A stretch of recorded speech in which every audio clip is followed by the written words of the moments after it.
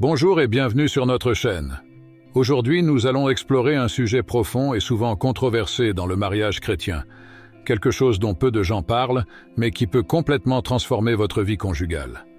Mais avant de plonger dans ce sujet si important, je vous invite à vous abonner à la chaîne. C'est ça, cliquez sur le bouton d'abonnement ci-dessous, laissez votre like pour nous soutenir et activez les notifications pour ne manquer aucun de nos prochains contenus. Ici, nous abordons des thèmes qui vous aideront à vivre un mariage véritablement béni et conforme à la volonté de Dieu. Alors, préparez-vous à apprendre et à grandir avec nous. Vous êtes-vous déjà demandé ce que la Bible dit réellement sur les pratiques intimes dans le mariage, comme le sexe oral? C'est un sujet qui suscite la curiosité et souvent l'inconfort, précisément parce qu'il est entouré de silence et de tabous. Tandis que certains affirment que la Bible n'aborde pas ce sujet, d'autres cherchent à comprendre comment les Écritures peuvent guider même les aspects les plus personnels de nos vies. Ici, nous ne discuterons pas seulement des théories ou des points de vue, mais nous explorerons comment des concepts tels que le respect, l'amour et la sainteté, si présents dans la Bible, peuvent éclairer le voyage conjugal, même dans les questions les plus délicates. Qu'est-ce qui est le plus important pour vous? Suivre les traditions ou chercher le discernement et la sagesse dans la parole de Dieu pour vivre un mariage complet qui honore le Seigneur sous tous ses aspects? Restez avec moi et nous allons découvrir ensemble ces questions, en mettant en lumière l'orientation biblique pour une vie sexuelle qui soit pure, respectueuse et conforme à la volonté divine. La sexualité biblique est vue comme un cadeau divin, soigneusement planifié pour être vécu dans le mariage chrétien. Dans Genèse 2, 24, l'Écriture souligne que l'homme quittera son père et sa mère et s'attachera à sa femme, et ils deviendront une seule chair. Ici, la Bible ne fait pas seulement référence à l'union physique, mais à une communion profonde qui englobe l'émotionnel et le spirituel, reflétant la pureté et la sainteté désirées par Dieu. Cette union doit être vécue dans les principes du respect et du consentement mutuel, éléments essentiels dans toute relation conjugale. Dans le contexte du mariage chrétien, l'intimité conjugale est bien plus qu'un acte physique. Elle est une expression tangible de l'amour et de l'engagement entre les époux. Comme l'affirme 1 Corinthiens 7, 3, 4, que le mari rende à sa femme l'affection due, et de même la femme à son mari.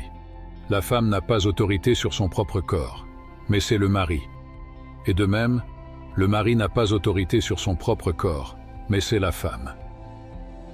Cela montre que la relation intime dans le mariage est un échange d'affection et de soins, où le plaisir et la satisfaction de chacun sont également importants, renforçant ainsi l'unité conjugale. Pour les couples chrétiens, il est fondamental que la vie intime soit guidée par les principes bibliques d'amour, de respect et de discernement spirituel. Comme nous le voyons dans Hébreux 13, 4, que le mariage soit honoré de tous, et le lit conjugal exempt de souillure. Mais Dieu jugera les prostituées et les adultères. Ce verset souligne l'importance de maintenir la pureté et la sainteté dans la vie conjugale, en évitant l'immoralité sexuelle et en recherchant constamment l'orientation divine. Cette quête continue de la volonté de Dieu prépare le couple à affronter des questions plus complexes, comme le silence biblique sur certaines pratiques, y compris le sexe oral. La Bible, dans sa profondeur et sa portée, n'aborde pas explicitement le sexe oral, ce qui laisse place à différentes interprétations au sein du mariage chrétien. Ce silence biblique exige que les conjoints utilisent la sagesse et le discernement spirituel lorsqu'ils envisagent une telle pratique. Comme le dit Jacques 1,5, « Si quelqu'un d'entre vous manque de sagesse, qu'il la demande à Dieu, qui donne à tous simplement et sans reproche, et elle lui sera donnée. » Ce conseil est essentiel pour que les couples recherchent une orientation divine, évaluant si leur pratique reflète la pureté, la sainteté et le respect mutuel au sein du mariage. L'absence d'une directive claire dans la Bible sur le sexe oral ne doit pas être vue comme une permission automatique, mais plutôt comme une invitation à une réflexion plus profonde sur les pratiques sexuelles au sein du mariage. Il est essentiel que les conjoints discutent ouvertement de leurs opinions et préoccupations en se basant toujours sur l'amour et le respect mutuel. Comme le dit Romains 14, 23, « Mais celui qui a des doutes, s'il mange, est condamné, parce qu'il ne mange pas parfois, et tout ce qui n'est pas de foi est péché. Ainsi, toute pratique conjugale doit être réalisée avec une conscience claire et la certitude qu'elle est alignée avec la volonté de Dieu. Enfin, la décision concernant la pratique du sexe oral doit être prise conjointement, les deux conjoints recherchant l'orientation biblique et spirituelle. La communication ouverte et honnête est la clé pour garantir que les pratiques sexuelles au sein du mariage soient une expression d'amour, de respect et de sainteté. Éphésiens 4, 2, 3 nous rappelle « Avec toute humilité et douceur, avec patience, vous supportant les uns les autres dans l'amour, efforcez-vous de conserver l'unité de l'esprit par le lien de la paix. » Ainsi, en abordant le silence biblique sur le sexe oral, les couples sont appelés à maintenir l'unité conjugale et la paix, toujours à la recherche de la volonté de Dieu pour leur vie. Dans le mariage chrétien, le respect et le consentement sont des piliers fondamentaux pour une vie conjugale saine et aimante. 1 Corinthiens 7, 3, 5 enseigne que le mari rende à la femme l'affection due, et de même la femme au mari. La femme n'a pas autorité sur son propre corps, mais c'est le mari. Et de même, le mari n'a pas autorité sur son propre corps, mais c'est la femme. Ce verset renforce que la relation sexuelle doit être un échange mutuel de soins et d'affection, où les deux parties se sentent respectées et valorisées. Le concept de respect dans le mariage ne se limite pas seulement à l'aspect sexuel, mais s'étend à toutes les interactions entre les conjoints. Le consentement est la base de toute pratique conjugale, garantissant que les deux sont à l'aise et d'accord. Lorsque le dialogue est ouvert, les couples peuvent aligner leurs attentes et établir des limites qui reflètent l'amour et le respect mutuel. Éphésiens 5, 21 renforce cette idée en disant « Soyez soumis les uns aux autres dans la crainte de Dieu ». Ce principe doit guider toutes les décisions au sein du mariage, y compris les pratiques sexuelles. Pour les chrétiens, il est essentiel que chaque pratique conjugale soit menée dans un esprit de respect, d'amour et de service mutuel. Le respect des désirs et des limites de l'autre renforce l'unité conjugale et crée un environnement où l'intimité peut s'épanouir. Philippiens 2, 3, 4 nous rappelle « Ne faites rien par rivalité ou par vanité, mais avec humilité. Estimez les autres supérieurs à vous-même. Que chacun de vous ne regarde pas seulement à ses propres intérêts, mais aussi à ceux des autres. » Ainsi, le mariage chrétien doit être le reflet de l'amour et du service que le Christ nous a enseigné, ouvrant la voie à la pureté et à la sainteté dans la vie sexuelle conjugale. La pureté et la sainteté sont des valeurs essentielles qui doivent imprégner tous les aspects de la vie d'un chrétien, y compris la vie sexuelle dans le mariage. Éphésiens 5.3 nous exhorte que ni la fornication ni aucune impureté ou cupidité ne soient même mentionnées parmi vous, comme il convient aux saints. Ce verset appelle les croyants à vivre de manière à honorer Dieu, en évitant toute forme d'immoralité sexuelle. Dans le contexte du mariage, cela signifie que les pratiques sexuelles doivent refléter la sainteté et la pureté que Dieu attend de ses enfants, toujours dans le respect et le consentement. Vivre dans la pureté ne signifie pas seulement éviter les comportements immoraux, mais aussi cultiver un esprit et un cœur dédiés à Dieu. Jésus nous enseigne dans Matthieu 5.8 « Heureux les cœurs purs, car ils verront Dieu ». Pour les couples chrétiens, cela implique une réflexion continue sur la manière dont leurs actions, pensées et intentions sont alignées avec la volonté divine. La vie sexuelle doit donc être une extension de cette quête de pureté, où chaque acte renforce la sainteté du mariage et favorise l'intimité conjugale dans le respect des normes bibliques. En outre, la pureté et la sainteté dans la vie sexuelle chrétienne sont atteintes par une recherche constante de l'orientation et du discernement spirituel. Romains 12, 2 nous enseigne « Je vous exhorte donc, frères, par la miséricorde de Dieu, à présenter vos corps comme un sacrifice vivant, saint et agréable à Dieu, ce qui est votre culte spirituel. Et ne vous conformez pas à ce monde, mais soyez transformés par le renouvellement de votre intelligence. » Les couples sont appelés à renouveler leur esprit chaque jour, en cherchant à vivre conformément aux principes divins, en évitant les pratiques qui peuvent compromettre la sainteté et la pureté de la relation conjugale. Dans les domaines où la Bible n'offre pas de directives spécifiques, comme le sexe oral, il est crucial que les conjoints chrétiens recherchent le discernement à travers la prière et l'orientation spirituelle. Jacques 1,5 nous rappelle « Si l'un de vous manque de sagesse, qu'il la demande à Dieu, qui donne à tous généreusement et sans reproche, et elle lui sera donnée.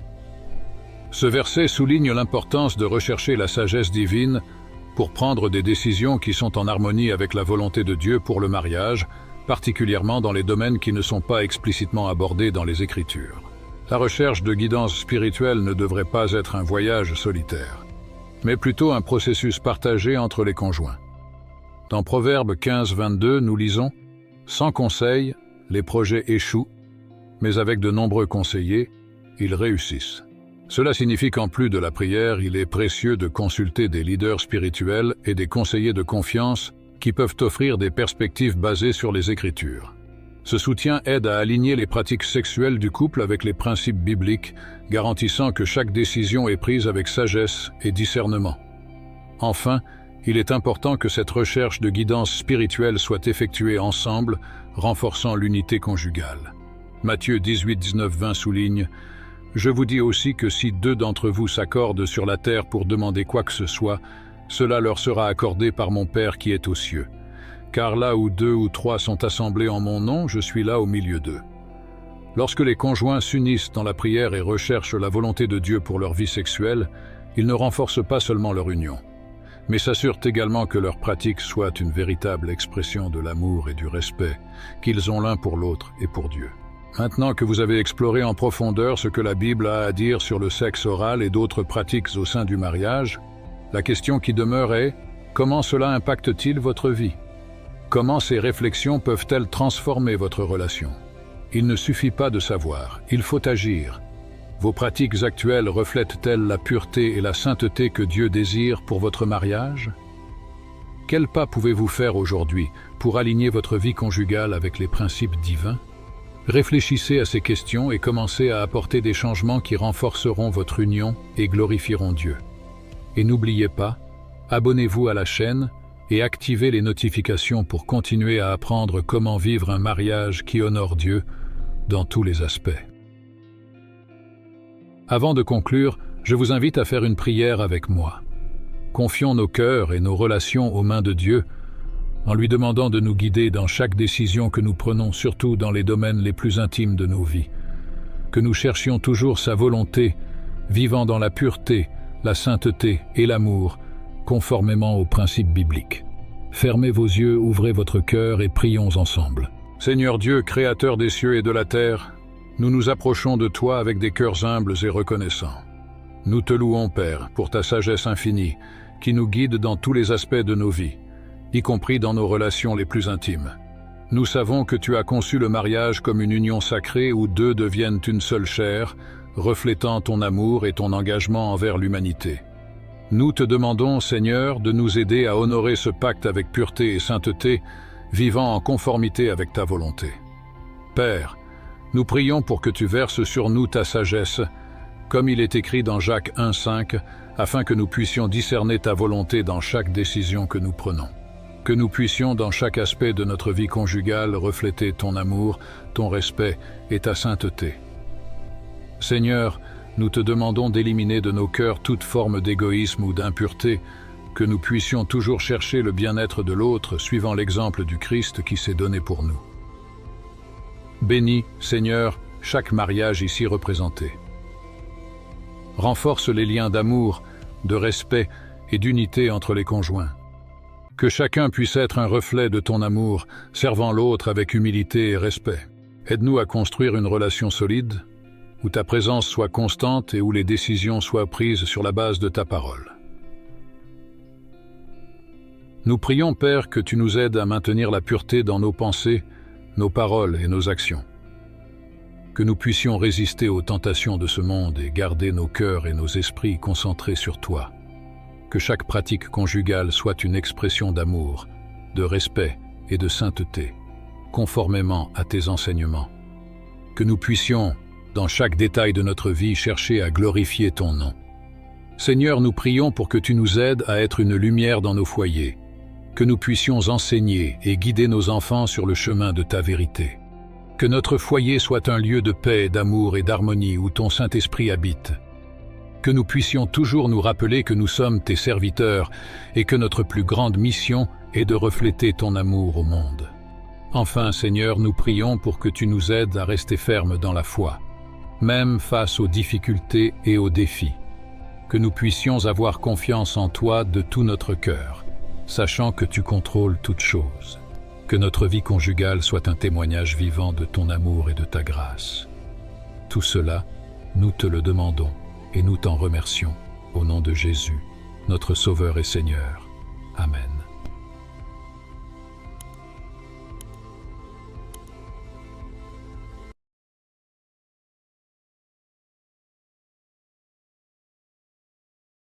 Vous êtes-vous déjà demandé jusqu'où les limites de la pureté et de l'autocontrôle doivent aller?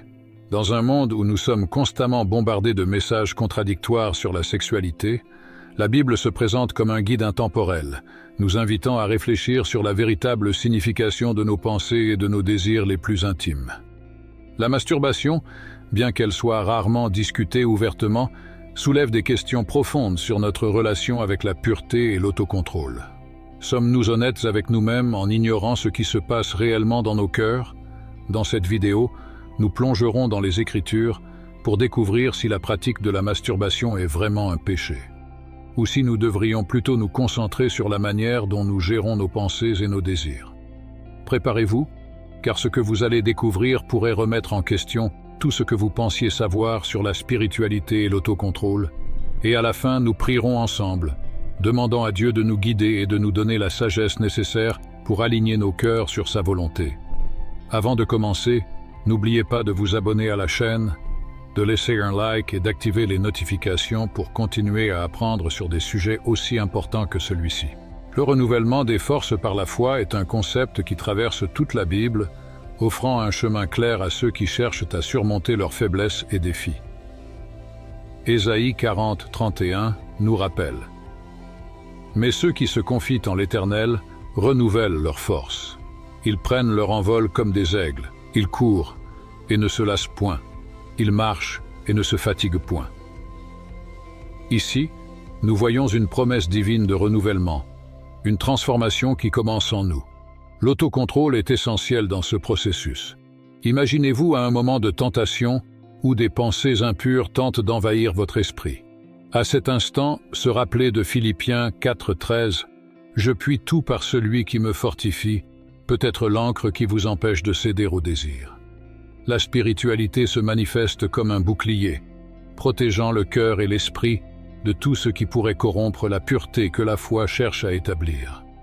La pureté des pensées, comme le souligne Philippiens 4,8 « Enfin, frères, que tout ce qui est vrai, tout ce qui est honorable, tout ce qui est juste, tout ce qui est pur, tout ce qui est aimable, tout ce qui mérite l'approbation, s'il y a quelque vertu et s'il y a quelque louange, que cela occupe vos pensées, est fondamental pour ce renouvellement des forces.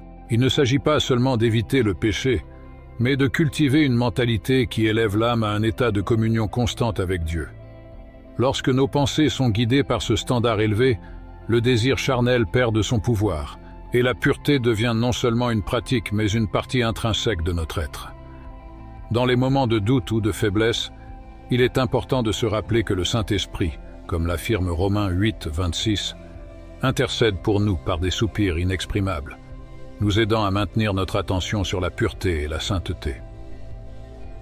Dans Galates 5, 22, 23, nous voyons que le fruit de l'Esprit inclut l'autocontrôle, une qualité vitale pour tout chrétien qui désire vivre une vie qui glorifie Dieu. Cet autocontrôle n'est pas simplement une question de volonté propre, mais un reflet de notre soumission à la direction du Saint-Esprit. Face aux tentations, notamment celles qui affectent notre pureté mentale et spirituelle, nous devons nous rappeler que Dieu ne nous a pas donné un esprit de crainte, mais de puissance, d'amour et de sagesse. 2 Timothée 1, 7. Ce passage est un rappel puissant que, par la foi et l'autocontrôle, nous pouvons résister à ce qui est impur et rester fermes sur le chemin de la sainteté. Dans votre vie quotidienne, cela peut signifier un engagement renouvelé envers la prière, la méditation sur les Écritures et la recherche de conseils spirituels avisés, renforçant ainsi votre capacité à résister à ce qui n'édifie pas. La Bible, avec sa profondeur et sa richesse d'enseignements, offre une orientation claire sur la manière dont nous devons gérer nos pensées et nos désirs. Dans Matthieu 5, 28, Jésus élargit la compréhension de ce qui constitue l'adultère, en affirmant « Mais moi je vous dis, quiconque regarde une femme pour la convoiter a déjà commis un adultère avec elle dans son cœur. » Cette déclaration de Christ n'élève pas seulement le standard de pureté, mais place également les pensées impures au même niveau que les actes externes de péché. Cela nous montre que le désir charnel ne commence pas dans le corps, mais dans l'esprit et dans le cœur. La spiritualité ici se présente comme une bataille intérieure qui doit être remportée quotidiennement. Imaginez un jeune homme qui lutte contre des pensées impures. En se rappelant de ce verset, il peut choisir de détourner son regard et de se concentrer plutôt sur des pensées qui honorent Dieu, comme suggéré dans Philippiens 4:8. Dans 1 Corinthiens 6, 18-20, Paul exhorte les croyants à fuir l'immoralité sexuelle et à reconnaître que « votre corps est le temple du Saint-Esprit ». Cette métaphore du corps comme un temple sacré nous invite à réfléchir sur la manière dont nous traitons nos désirs et nos impulsions. Si notre corps est véritablement la demeure de l'esprit, alors nous devons en prendre soin avec la même révérence que celle que nous accordons à un lieu de culte. L'autocontrôle devient alors une forme d'adoration, une manière d'honorer la présence de Dieu en nous. Pensez à quelqu'un qui lutte contre la tentation de la masturbation. En méditant sur ce passage, il peut trouver la force nécessaire pour résister en se rappelant que chaque choix que nous faisons en rapport avec notre corps reflète directement notre dévotion à Dieu. La profondeur des conseils bibliques sur la pureté et l'autocontrôle est encore plus évidente dans Éphésiens 5:3, où Paul écrit « Que l'immoralité sexuelle, toute impureté ou la cupidité ne soit même pas mentionnée parmi vous, comme il convient à des saints. » Ici, la pureté n'est pas seulement un état physique, mais une condition totale qui inclut les pensées et les intentions. Cela nous enseigne qu'il ne suffit pas d'éviter les actes pécheurs.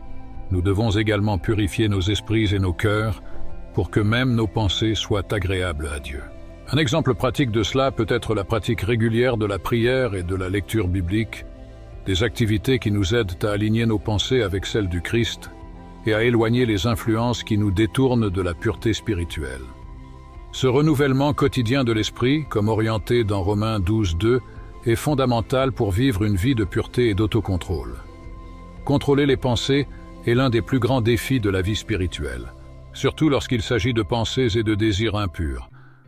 Philippiens 4:8 nous donne une directive claire sur la manière dont nous devons orienter nos esprits. Que tout ce qui est vrai, tout ce qui est honorable, tout ce qui est juste, tout ce qui est pur, tout ce qui est aimable, tout ce qui mérite l'approbation. S'il y a quelque vertu et s'il y a quelque louange, que cela occupe vos pensées. Ce verset n'est pas seulement un conseil, mais un véritable plan pour la pureté mentale. Imaginez-vous confronté à des pensées qui ne correspondent pas aux normes divines.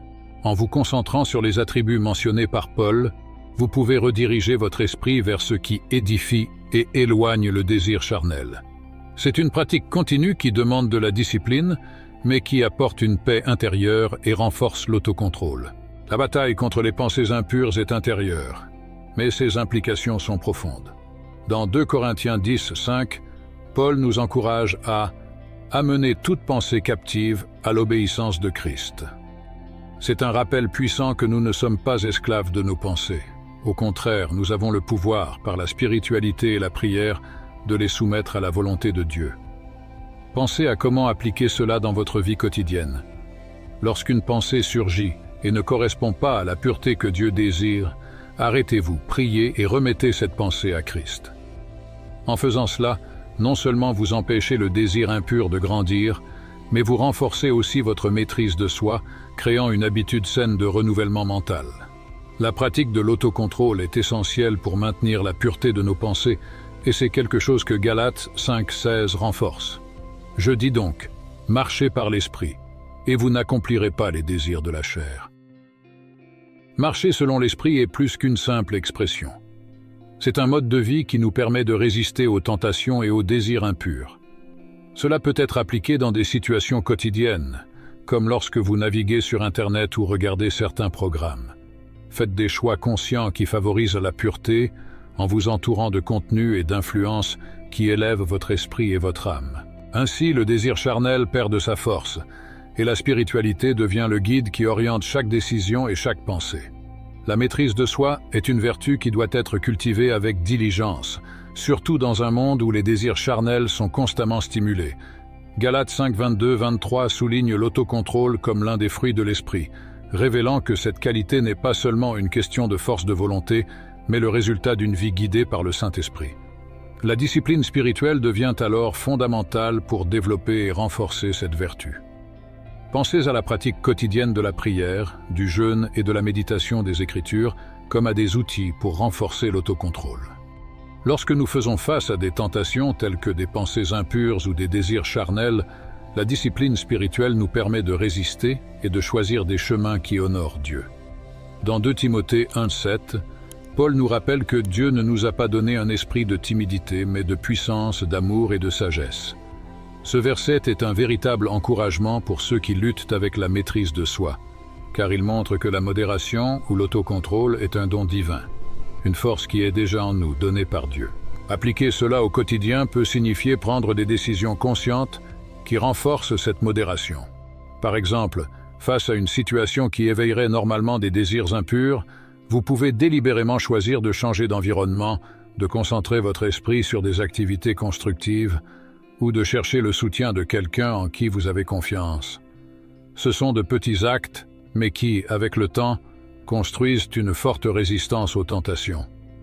La discipline spirituelle est comme un muscle. Plus nous l'exerçons, plus elle devient forte. Cela est essentiel pour ceux qui cherchent à vivre une vie de pureté et de sainteté. Comme le souligne 1 Corinthiens 9, 27, où Paul parle de dompter son corps afin que, après avoir prêché aux autres, il ne soit pas lui-même disqualifié. La maîtrise de soi, lorsqu'elle est nourrie par la discipline spirituelle, nous permet de vivre selon les standards divins, de résister aux tentations et de maintenir notre esprit et notre cœur dans un état de pureté constante. Pratiquer la lecture quotidienne de la Bible, participer à des groupes d'études et tenir un journal spirituel sont des moyens pratiques de maintenir cette discipline, permettant ainsi à l'autocontrôle de s'épanouir et de nous maintenir fermes dans le chemin de la foi. Dans le conseil pastoral, la question de la pureté et de l'autocontrôle est souvent abordée avec soin et compassion. Jacques 5,16 nous enseigne à confesser nos péchés les uns aux autres et à prier les uns pour les autres afin que nous soyons guéris. Ce verset souligne l'importance d'une communauté de foi où le soutien mutuel est central. Lorsque quelqu'un lutte avec des pensées impures ou des désirs qui semblent incontrôlables, la sagesse pastorale suggère de créer un environnement de confiance et de transparence où l'on peut chercher de l'aide sans craindre le jugement. Cela peut signifier trouver un mentor spirituel avec qui vous pouvez partager vos luttes et prier régulièrement, renforçant ainsi votre discipline spirituelle. De plus, le conseil pastoral met souvent l'accent sur la prière comme un outil puissant pour combattre les désirs charnels. Comme mentionné dans Éphésiens 6,18, faites en tout temps par l'Esprit toutes sortes de prières et de supplications. La prière continue, garde l'esprit focalisé sur les choses d'en haut et renforce l'autocontrôle. Les pasteurs conseillent non seulement de prier en temps de tentation, mais aussi d'établir une routine de prière quotidienne, en commençant et en terminant la journée en communion avec Dieu. Cela crée une armure spirituelle qui aide à résister aux tentations qui surgissent pendant la journée, permettant à la pureté des pensées de devenir une réalité constante dans votre vie. En plus des pratiques spirituelles, le conseil pastoral peut inclure des stratégies pratiques pour éviter les situations qui pourraient alimenter des désirs impurs. Éphésiens 5,3 nous instruit que l'immoralité sexuelle, l'impureté ou la cupidité ne doivent même pas être mentionnées parmi vous. Cela peut s'appliquer, par exemple, en évitant des lieux, des activités ou des contenus qui déclenchent des pensées impures. Un pasteur peut suggérer qu'au lieu de vous exposer à ces influences, vous recherchiez des alternatives qui nourrissent votre spiritualité, comme participer à des études bibliques, vous engager dans des services communautaires ou simplement passer plus de temps avec des personnes qui partagent les mêmes valeurs. Ces pratiques non seulement aident à maintenir la pureté, mais aussi à développer un caractère qui reflète la sainteté de Dieu dans toutes les sphères de la vie. En réfléchissant aux diverses interprétations bibliques autour de la masturbation, nous sommes amenés à considérer profondément l'importance de l'autocontrôle et de la pureté des pensées dans notre parcours spirituel. Dans Galates 5, 22-23, nous voyons que l'autocontrôle est un fruit de l'esprit, une vertu qui doit être cultivée avec diligence et discipline. La question centrale, donc, n'est pas seulement de savoir si la masturbation en soi est un péché, mais comment elle est liée aux pensées et aux désirs que nous entretenons dans notre cœur. Si ces pensées nous éloignent de la pureté et de la sainteté que Dieu désire pour nous, alors l'autocontrôle devient essentiel pour réaligner nos vies avec la volonté divine. La pratique de l'autocontrôle n'est pas un fardeau, mais une opportunité de nous rapprocher davantage de Dieu, comme nous le voyons dans 1 Pierre 1,16. « Soyez saints, car moi je suis saint ». Cet appel à la sainteté nous rappelle que, dans chaque décision que nous prenons, nous avons la possibilité de glorifier Dieu avec notre corps et notre esprit. La réflexion personnelle est donc cruciale. À la fin de la journée, chaque chrétien est invité à examiner ses pensées et ses actions à la lumière des Écritures, cherchant toujours une compréhension plus profonde de la volonté de Dieu dans sa vie. Le psaume 119:11 nous encourage à garder la parole de Dieu dans nos cœurs pour ne pas pécher contre lui, une pratique qui renforce notre engagement envers la pureté. Ce processus de recherche et de réflexion est continu et doit être accompagné de prières et d'études bibliques, comme suggéré dans 1 Thessaloniciens 5:17, « Priez sans cesse ». Dans les moments de doute ou de faiblesse, la prière nous reconnecte à la source de notre force et nous rappelle notre dépendance à Dieu pour vaincre les tentations. Ainsi, la question du péché ou de l'autocontrôle, en relation avec la masturbation, doit conduire chacun à une introspection sincère, en considérant comment ses actions reflètent sa relation avec Dieu. En cherchant la direction divine, chaque chrétien peut trouver l'équilibre entre ses désirs humains et la pureté que Dieu souhaite, avec pour objectif de grandir spirituellement et de glorifier Dieu en toutes choses. Maintenant que nous avons exploré en profondeur ce que les Écritures nous disent sur l'autocontrôle, la pureté, et comment nous devons gérer nos désirs, je vous invite à vous joindre à moi dans une prière. Recherchons ensemble la direction divine pour que nous puissions appliquer tout ce que nous avons appris et aligner nos cœurs et nos esprits à la volonté de Dieu. Peu importe où vous vous trouvez, fermez les yeux et laissez le Saint-Esprit toucher votre cœur pendant que nous prions. C'est un moment de soumission, de recherche de la force que lui seul peut nous donner pour vivre une vie de pureté et de sainteté. Prions ensemble. Père Céleste, nous nous approchons de toi en ce moment avec des cœurs ouverts et des esprits assoiffés de ta sagesse. Nous savons que tu es le Dieu de toute pureté et que tu nous as appelés à vivre une vie de sainteté et d'autocontrôle, reflétant ta lumière dans chaque pensée, parole et action. Nous demandons, Seigneur, que ton Saint-Esprit vienne sur nous maintenant, guidant nos cœurs loin des désirs impurs et nous fortifiant pour résister aux tentations que nous affrontons quotidiennement. Seigneur, nous reconnaissons que souvent nous avons laissé nos pensées s'éloigner de ton chemin, permettant au désir et à l'impureté d'envahir notre esprit. Mais aujourd'hui, avec humilité, nous te remettons ces pensées, te demandant de purifier nos esprits et nos cœurs, nous renouvelant avec ton amour et ta paix. Aide-nous à fixer nos yeux sur toi, à méditer sur ta parole et à cultiver dans nos cœurs tout ce qui est vrai, noble, juste et pur. Père, nous voulons vivre selon ta volonté, reconnaissant que nos corps sont les temples de ton esprit.